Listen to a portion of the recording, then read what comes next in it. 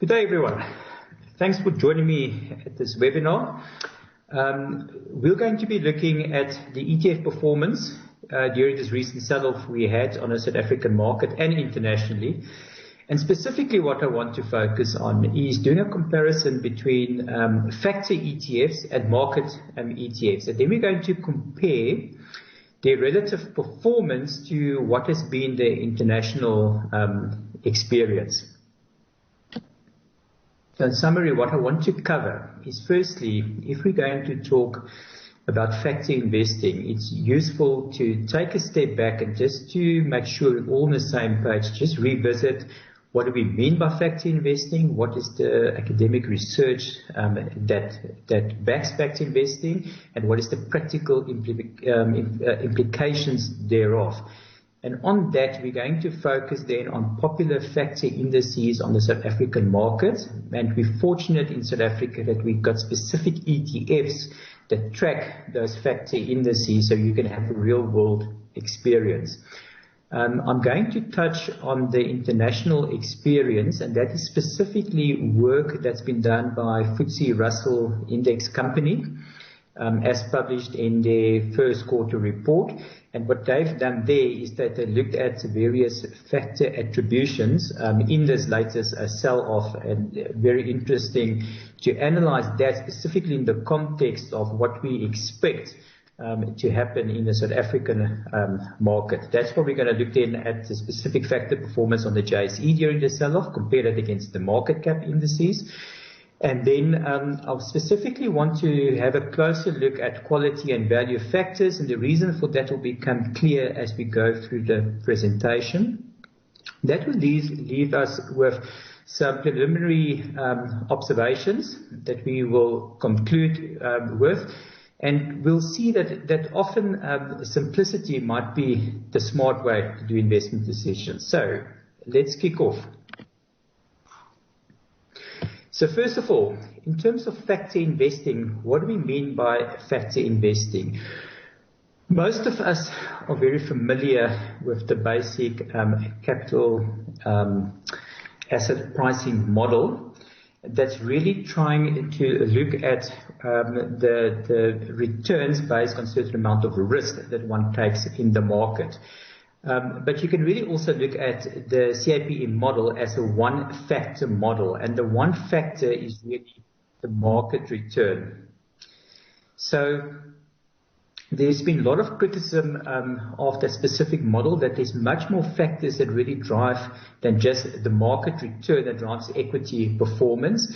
And very important work that was published in 1993 by Farmer and French is they've really expanded on the CAPM model by introducing two new factors that explains the performance of equity portfolio, and they've identified specifically size as a factor.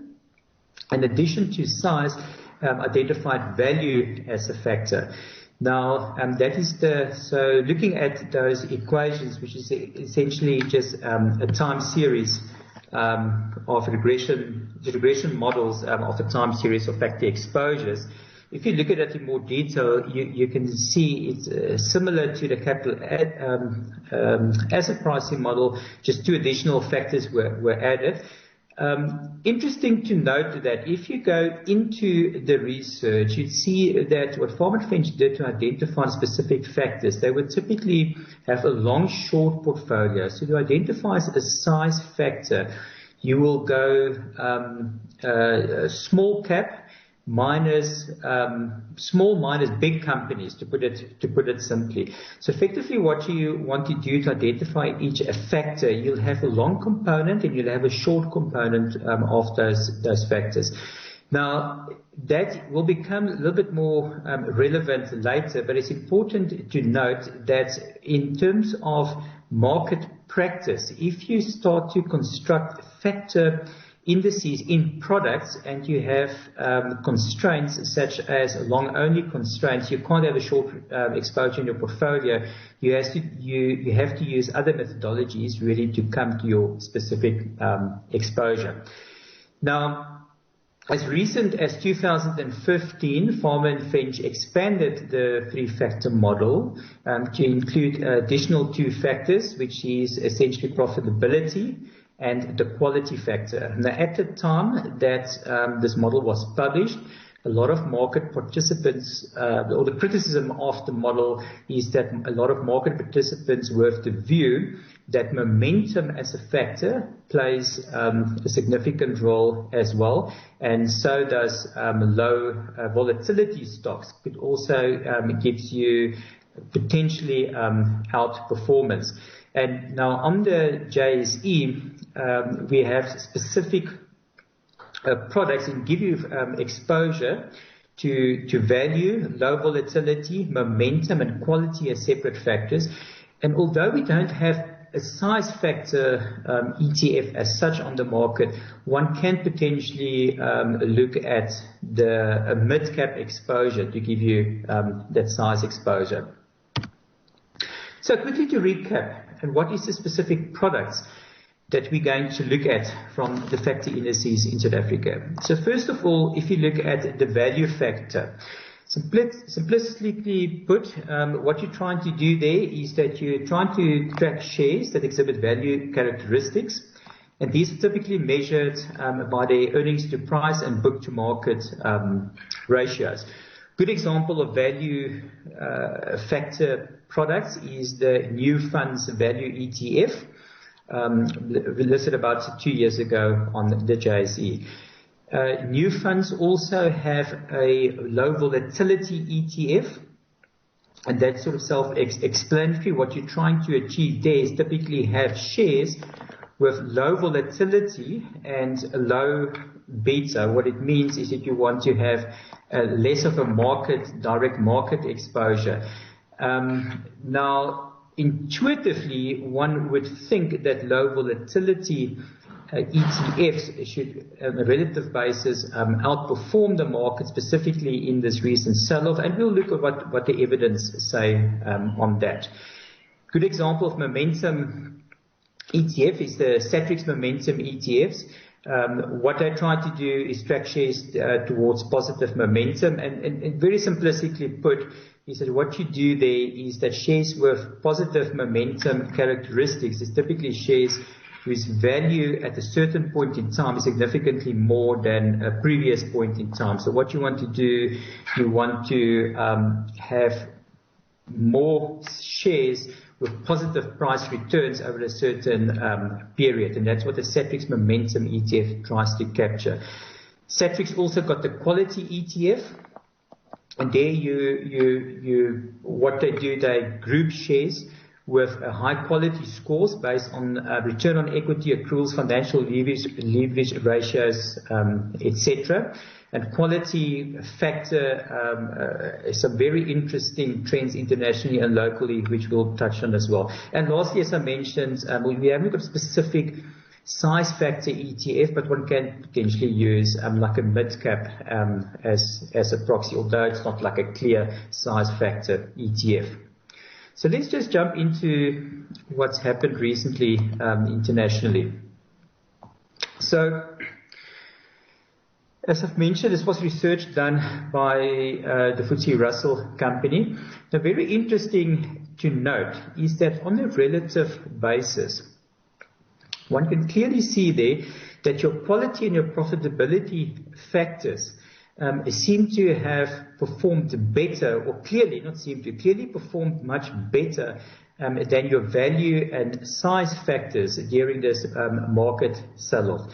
And interesting enough that also from your low volatility perspective, you had a relative protection in the volatility, in your volatility factors as well. So your big contributors really, or the biggest relative negative impact in the sell-off was really on your value and your size factors. Now, this specific graph that we look at is what happened in the US market experience.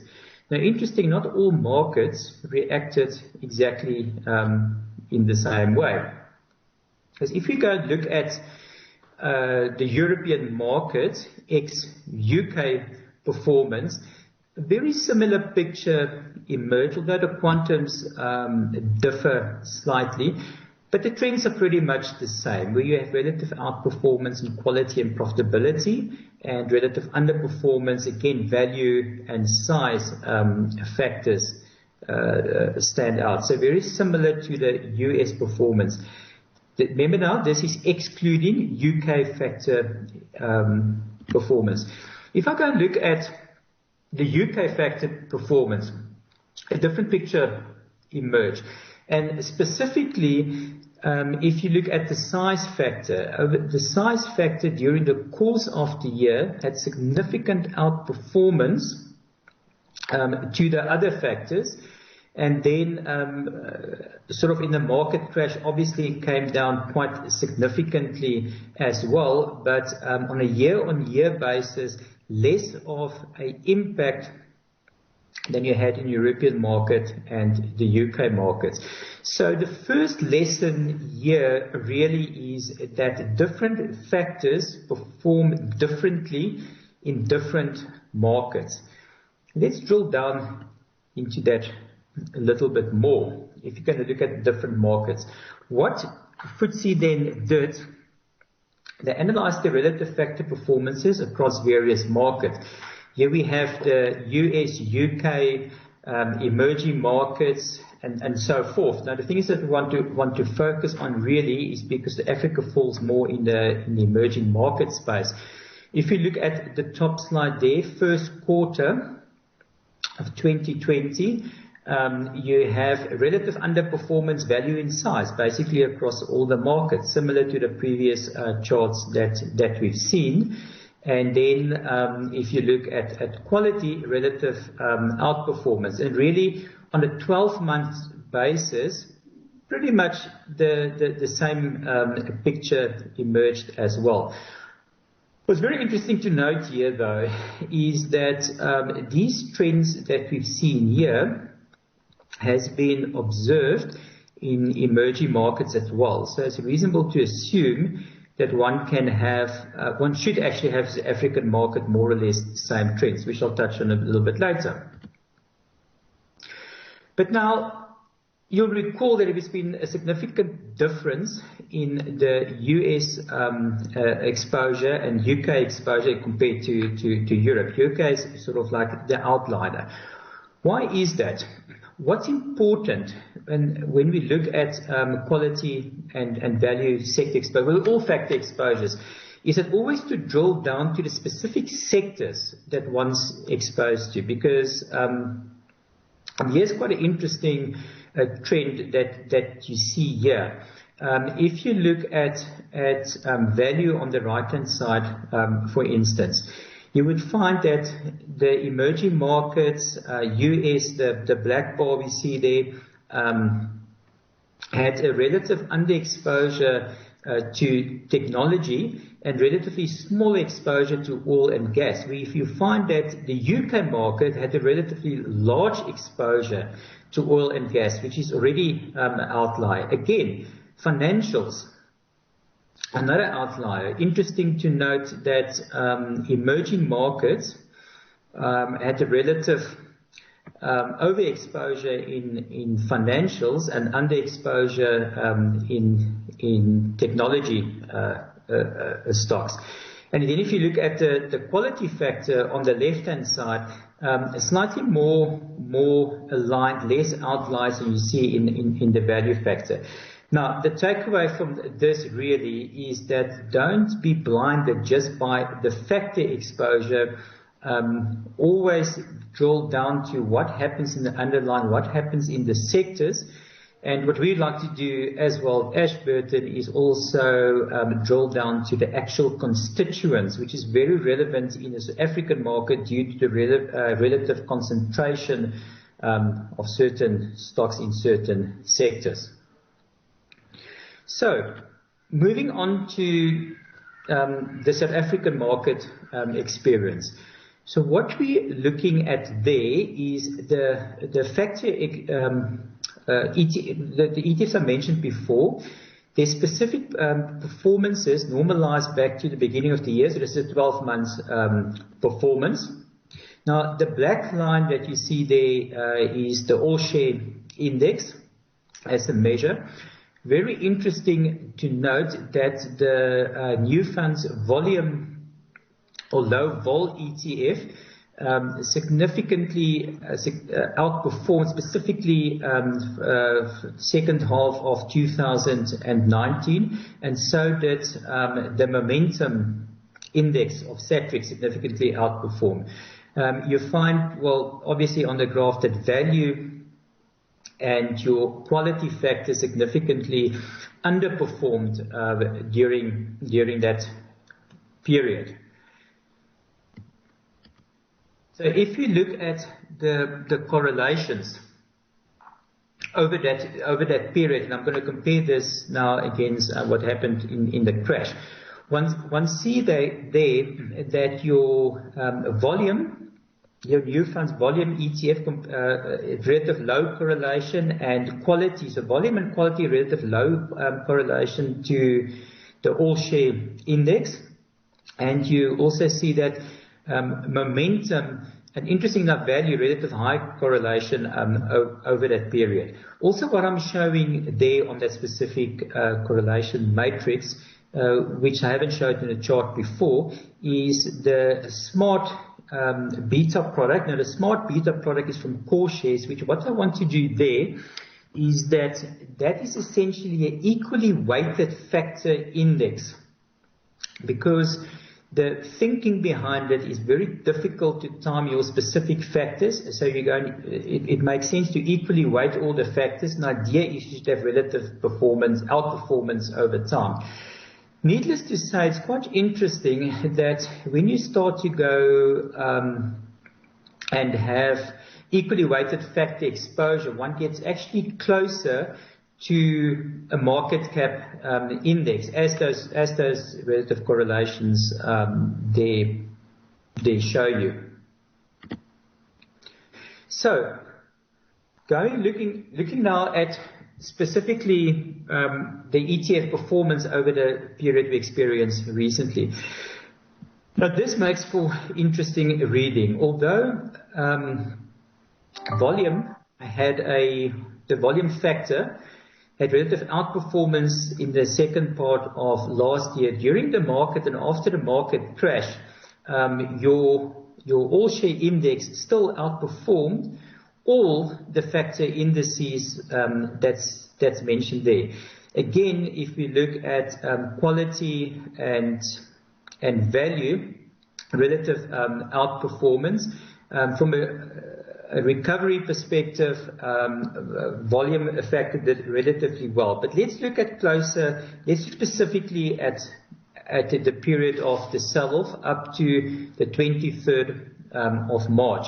Again, what I've done here, I've normalized the graph to look at the specific percentage performances starting at the beginning of January till the end of March with the sell-off. Now, again, one find there that you had relative, compared to other factors, your volatility performed reasonably well. If one can say 37% is a reasonably well performance.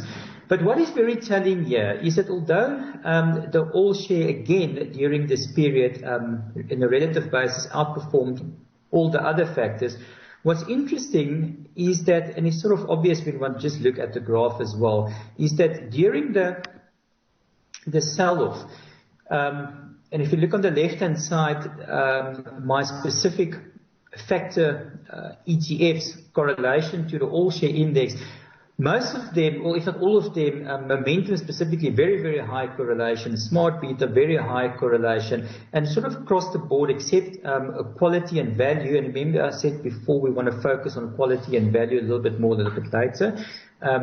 Quality and value at least didn't have that much or great correlation with the all-share. Now it's quite interesting with these high correlations, which it's one of the first sort of criticisms that one can level at the specific factor exposures, because what it shows you is that during times of market crash, because you effectively in all these products sit long only stocks, and your long-only stocks is exposed to market exposure, when the chips are down and market comes down significantly, everything seems to happen in tandem. So you don't really have the protection there that one would expect.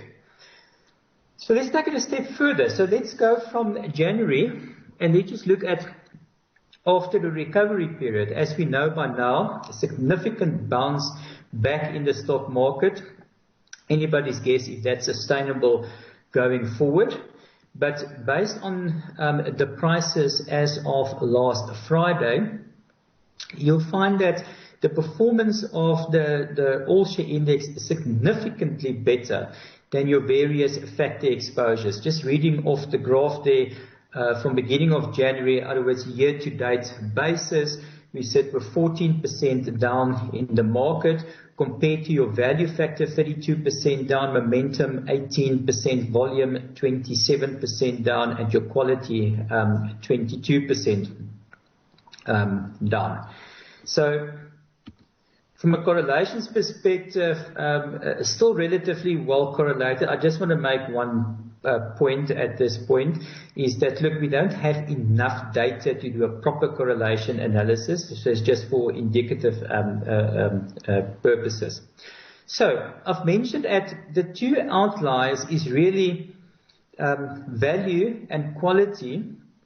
It seems to be across the board less correlated with the other factors and also less correlated with the all-share index. So let's just a similar thing what FTSE have done. If you look at value and quality and we drill down to the specific sector exposures there, you'll see on a relative basis your quality shares has been slightly overexposed to financials compared to value, as opposed to the other way around, from a quality is being overexposed to consumer discretionary counters than value. So you find that in your value and your quality ETFs, you probably have less beta exposure or less overall market exposure that explains that is not that closely correlated to the rest of the market.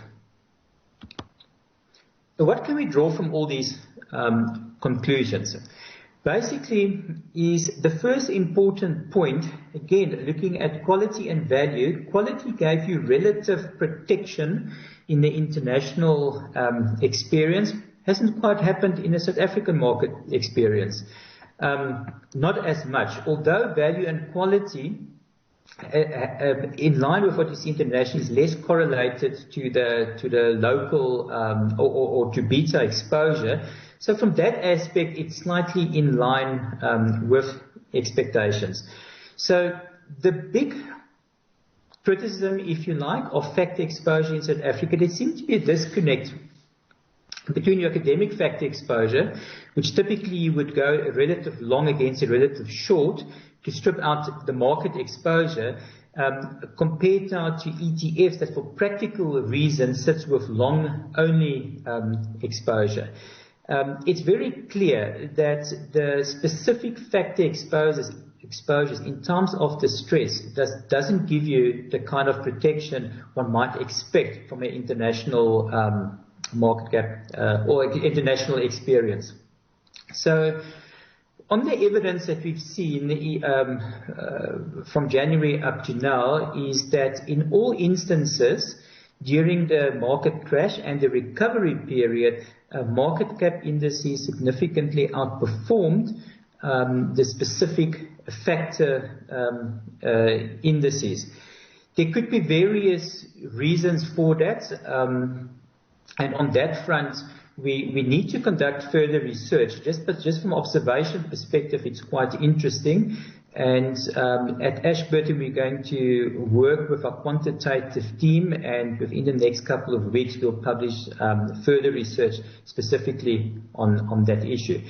Now, I've mentioned from an academic perspective, one needs to be able to implement your exposure in these factors. Now, I've compared now in the previous slides the factor exposures relative to the all-share index. So the question might be asked, so if I want to get all-share exposure, what do I do?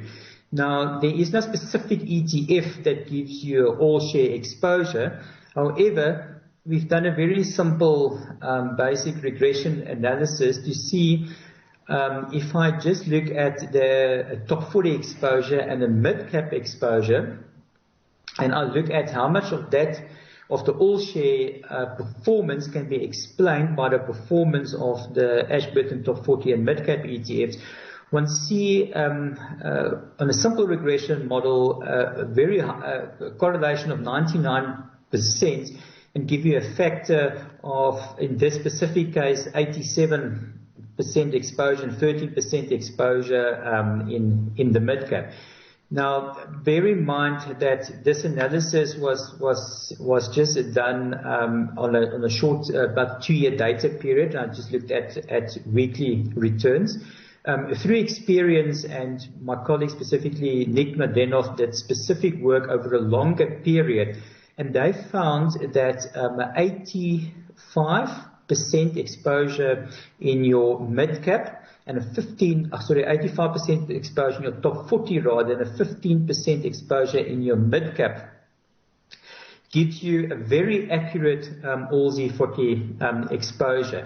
Now, Nick specifically tested that over a very long period. That's over a 12-year period, and you see extremely high correlation. So with a fair amount of confidence, we can say that a 85%, 15% exposure top 40 mid-cap is a good proxy or very accurate representation of the all-share index. So in the real world, we can actually experience the performance, the comparative performance, as I've showed in the graphs before. Which leads me now to the questions that you've submitted, which I'll answer one by one. Thank you. Okay, so we're just waiting for some questions to come through. Okay, the first question from the audience is really a question, is how strong is the correlation of SA factor ETFs in terms of performance relative to their international peers? Now, this is quite a broad question, and part of the answer is, as I've mentioned in slides just now, is that the initial observations that we've done really reinforces my view that we've got to do further research on this. So we will do proper correlation research on the various factors. But if you just go back a few slides, you would see that they're not really that well correlated if you just visually look at it. Because again, if you look at the international experience, you had a relative protection in the downturn with the quality factor, for instance, and that wasn't evident in the South African market at all. So it's fair to assume, by just looking at the graphs at this stage, that it's not very well correlated. And again, that probably speaks to some inefficiencies in our market, given the size of the universe. You've got 350 odd stocks, and of that only 100 odd is probably liquid enough for factor exposure compared to international factor analysis, when you've got a universe of 1,700 liquid stocks to work with. That's probably part of the reason as well. So the short answer there is not very well correlated. Again, I stress the need for further research, which in fact I've spoken to our in-house quant guys. We're going to conduct that pretty soon and watch the space on that. I've noticed another question that came through, and that is, which factors, on your view, most prevalent in the SA equity space? Sure, yeah, this is a bit of a tough one, because I'm not 100% sure what's meant by most prevalent, but if I interpret it as most relevant factors that sort of perform in a way we expect them to perform, As I said in the presentation, I want to maybe look at the quality and the value factor. There's a definite differentiation there. There's a definite, they least correlated to your normal market cap index return. So they sort of stand out. The other factors seem to be in line with market return. So do you really get a specific factor exposure? Debatable. Again, when we do thorough research, these questions will be answered more clearly. So I'll just wait if there's any other questions. Please post them and I'm happy to answer them. I'll give it a moment.